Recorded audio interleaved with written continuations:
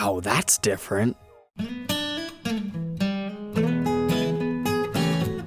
Welcome back, Troglodytes, to your daily dose of guitar information, the Trogly's Guitar Show. It's time for that weekly mod collection demo shop update. And let's kick it off with that unique lacing stripe Les Paul custom for $5,400. This is definitely a really unique piece because they take the whole racing stripe thing and mix it with a lace pattern so you can kind of create that funny play on words. But if you really zoom in there, you do have a couple of stripes on the outside of that design that really helps pop it. I think it was a nice touch to put the aged top hat knobs on here like a historic reissue. It's just a regular Les Paul custom that they've dressed up a bit more. This definitely gives me James Hetfield Iron Cross vibes, except for old grandma style. Check out that headstock. They did the matching design, and you even have a slight gold border to it. That is certainly unique, whether you love it or hate it. I've never seen one exactly like that. Flipping over to the back, you can see you've got the continuation of a stripe down the back, and then, interestingly enough, a satin natural back of the neck. Then it's kind of hard to see, but if you zoom in here, the sides are also a natural color. So it just has all kinds of hues going on. I was tempted to pick that up for a full review and documentation, but I was kind of confused. Who is this necessarily targeting?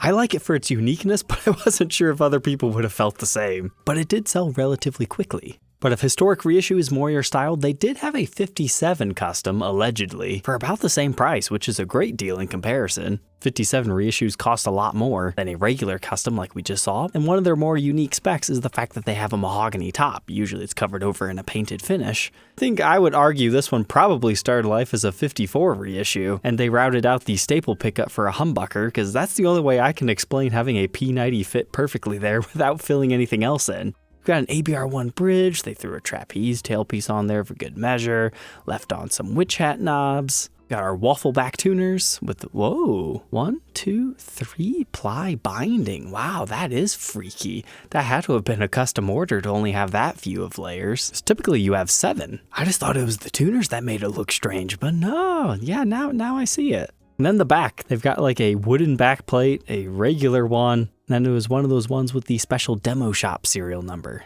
So kind of a freak, but an okay price if you're into the specs, but so far, it's still sitting in the shop.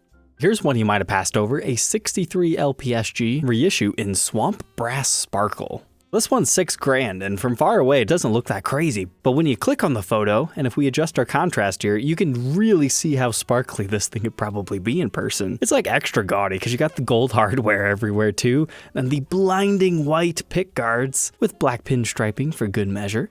Not a matching headstock, but it does look like the back and sides are sparkly.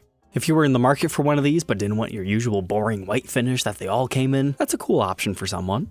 Now check this out, Electric Violet Magic. It's a standard 50s for $3,000 in what I wanted their exclusive finish to look like, the proper teardrop shape. I really like this one, it looks great. This one doesn't appear to have that black border, it's more of like a dark violet into a light violet into more of a purple. It's extra interesting because it still has the red back, so you can see and appreciate some of the wood grain instead of just having the ebony finish. The only downside is it was a satin refinish. And if you zoom in here, it was actually refretted with standard fret wire. So you lost your fret nibs on that one. By the way, if you were thinking about picking up one of those dark purple burst 50s or 60s tops, I would do it sooner than later because there are no more standard 60s in the dark purple burst. Show sold out, so that tells me that truly was just a small limited run of them. So when these 50s ones sell out, are they going to be gone, become collector's items? I'm not sure. It could also just be an error and they might make more later. But if they were really only going to do a small run, they should have told us. But next up, we've got an interesting J45 60s original collection acoustic. We don't see too many acoustic guitars in here. Looks like they gave it a custom color, which I'm all for. They call it Rioja Burst, and I would love to see more custom color Gibson acoustics, because they don't really do too much with that unless you're like into neon colors. But that's a strange setup. Trapeze tailpiece instead of using your bridge pins, and then they capped off all the bridge pins with additional mother of pearl inserts, so you don't even have the option to go back and forth unless they come out. I mean, they might. I remember there's a meme photo that somebody did this and then the whole guitar started to collapse from the pressure. Certainly an interesting way to go about things. Next, a Gibson USA Standard 61 Transparent Blue Cherry. Kind of looks like a pale pink reddish hue, but you can tell where the light reflects it, it starts to turn blue, so it's probably going to be similar to that Les Paul Special we had documented, Berries and Cream, except a little bit less predominantly blue until you get it in the light. This back photo kind of shows you what you can expect more so on top of that, as well as this headstock shot. So maybe like the flip-flop finishes like we saw on the PRS Silver Sky, just in a slightly different way.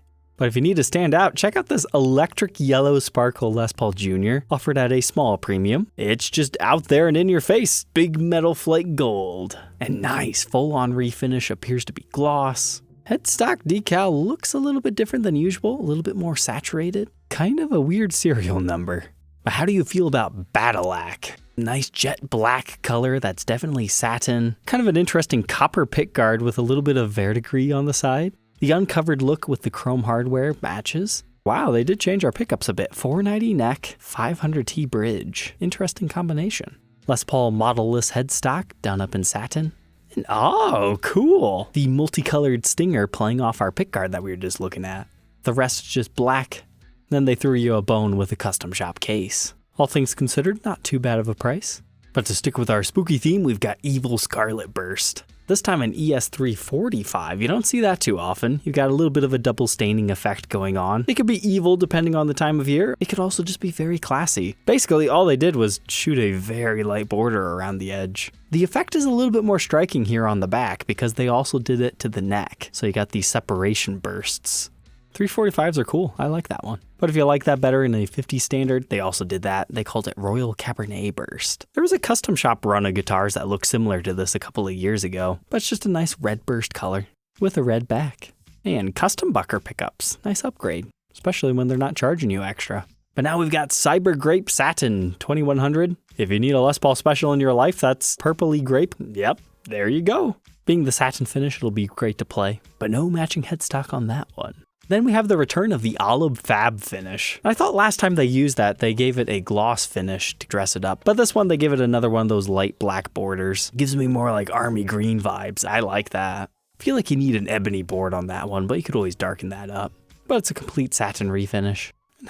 Interesting choice. Bursted the back of the body, left the neck alone, but gave the headstock the burst. That wraps it up for the USA mod collection. If we hop over to France, we can see the EU offerings. There were a lot of old repeats from the USA shop this time. So you guys remember this one? Electron Purple Firebird Custom? I know this sat in the US demo shop for a while. It's just a great dark purple hue. I hope somebody picks it up this time. It's got the matching headstock, full-on gloss refin on the back. For whatever reason, these Firebird Customs don't get a lot of love. There's a 57 ultra light age. Nice. You don't see too many Murphy Labs show up in here. Nice yellowed ambered lacquer. So they modified it further with kind of interesting pickup covers. They threw T-type pickups in there. Looks like a traditional Bigsby thrown on there. Natural back and sides. We also had a custom shop 60th anniversary SG. Looks like they played around with the pickups. It doesn't have a pick guard to make it different. The rest is about standard. But then we also had this 335. Kind of a cool ambered out hue. I really like the top that they used on this one. That's a great veneer. Looks like waves in the sand, even on the back. And then a regular standard 60s bourbon burst. Not all that exciting in terms of mod collection guitars. But now let's check out those demo shops before we say goodbye. This was by far probably the best deal. I mean, if you're buying an R9, these things brand new are about $6,800. So to be able to get this one at $48.99, that's not too bad for one still having a warranty. As far as R9s go, this is a pretty weak top. But at least it has a greeny-like finish. You could throw the greeny buckers in here and get pretty close to the 20K reissues if you don't mind not having the aging. But it's got a couple of scratches, nicks, and dings. If you're going to play it anyways, probably doesn't matter. But R9s at that price don't last long. This is the third week where we start to see some more of the custom color series guitars come into play. There was a Cardinal Red top for $34. They also had one of the white tops at $22.99. Can you tell me what color this one is? If you answered Pelham Blue, you're wrong. It's the Inverness Green. I told you, looking at that color, unless you have them side by side, you really don't see it. I predict in the future, a lot of people will sell them off as Pelham Blues that don't know any better because there is a difference. You just have to appreciate it in person, but that's got a nice dark colored back. And then this was another really good deal, $2,200 for the standard 50s figure top. Those are $3,000 brand new. So that's $800 off. The only downside being is it's kind of a weak top.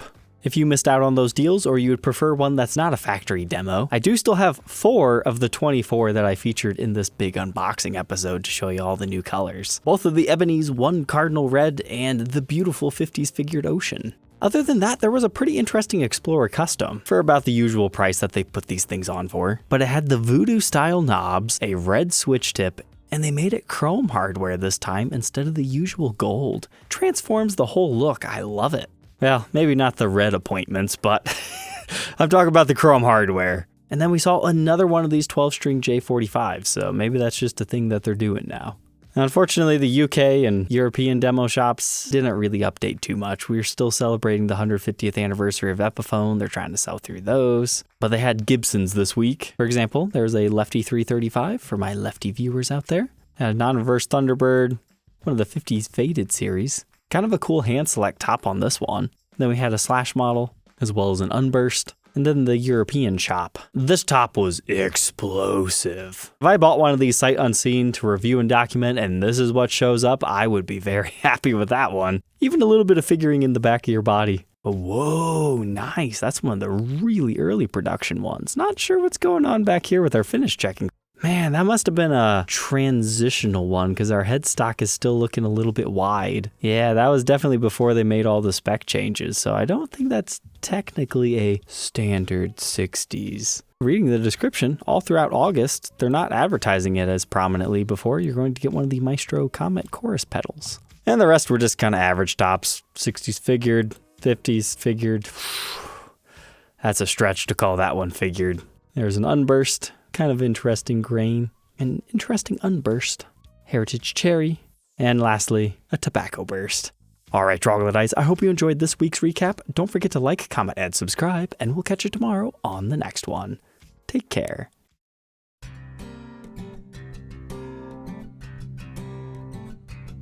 If you enjoyed tonight's episode, consider subscribing. I post videos like this every day, and you might even enjoy this next one.